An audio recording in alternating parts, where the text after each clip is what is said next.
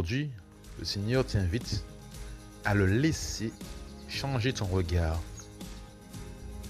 Nous arrivons à bon port. En ce jour de la fête de la Pentecôte, l'église est en fête. J'ai une question pour toi, au fait. Si tu as demandé au Saint-Esprit une grâce, es-tu prêt, prête à la recevoir? Au fait, Esprit Saint, merci en pile.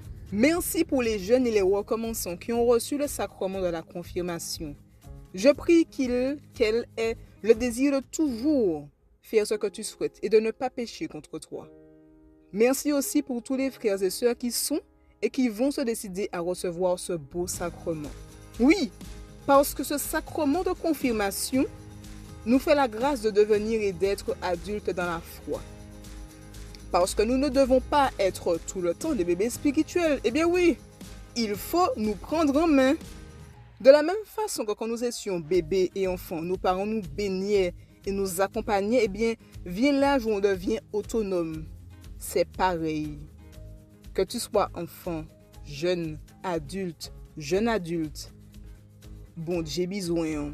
Je reprends en bon français. Le bon Dieu a besoin de toi pour œuvrer pour lui où il souhaite, mais aussi à travers son Église qu'il a lui-même instituée, la Sainte Église catholique et apostolique. Si tu te poses la question, mais Seigneur, que puis-je faire pour toi? À quoi m'appelles-tu? Reste à son écoute. Il se révèle à nous dans une brise légère et non dans le bruit. Tu sais quoi? L'Esprit Saint n'a qu'une hâte, c'est que l'on prenne du temps avec lui. Qu'il œuvre en et par nous par les cadeaux reçus, à travers les dons, les services, les activités qui sont variées en faisant corps. Faut que nous parlions. Soyons prêts à œuvrer en son temps et dans la paix du Christ Jésus en étant remplis de joie. Merci Esprit Saint pour nos évêques, qui sont les successeurs des apôtres. Frères et sœurs, pensons à toujours prier pour eux, afin qu'ils œuvrent et conduisent les brebis que nous sommes comme Jésus le souhaite. Et donnons-leur toujours le temps nécessaire, ainsi que les prêtres, pour le sacrement de réconciliation que nous devons recevoir de façon illimitée. Allez, Dieu soit béni.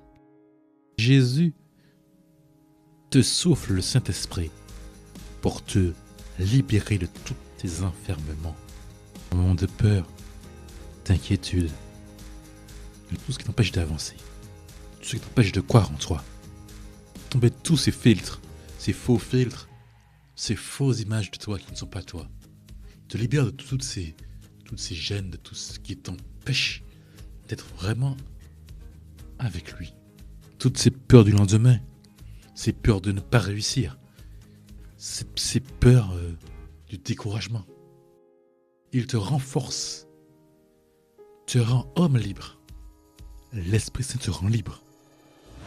Ce dimanche de la Pentecôte, la promesse que Jésus nous a faite se réalise. Dans nos peurs, nos doutes et nos enfermements, une force nouvelle nous est donnée, celle de l'Esprit Saint. L'Évangile nous montre Jésus venant au milieu de ses disciples pour leur apporter une paix qui n'est pas comme les autres. Puis, il souffle sur eux en disant « Recevez l'Esprit Saint ». Ce souffle est source de vie, de courage et d'espérance. Cela nous fait comprendre que la Pentecôte n'est pas seulement un événement du passé, mais c'est encore aujourd'hui la présence vivante de Dieu dans nos vies qui nous fortifie et nous aide à aimer comme Jésus nous a aimés. Souvent, nous pouvons nous sentir faibles, perdus, même découragés. Mais la Pentecôte nous rappelle que Dieu ne nous abandonne jamais. Il agit toujours en nous pour nous guider sur le droit chemin. Demandons au Seigneur la grâce d'ouvrir notre cœur à l'Esprit Saint, qu'il renouvelle notre foi, ravive notre espérance et fasse de nous des témoins joyeux du Christ ressuscité. Bien-aimés de Dieu, 50e jour après la victoire pascale du Christ, L'Église entière est aujourd'hui dans la joie pour célébrer la grande solennité de la Pentecôte. En ce jour béni, l'Esprit Saint descend sur les apôtres comme un feu d'amour et de lumière. Il transforme leur faiblesse en courage, leur silence en annonce, leur peur en espérance. Ainsi naît l'Église missionnaire envoyée jusqu'aux extrémités de la terre pour proclamer les merveilles de Dieu. Aujourd'hui encore, le Seigneur répand son esprit sur son peuple. Il vient renouveler nos cœurs, sanctifier et faire de chacun de nous un témoin vivant de son évangile.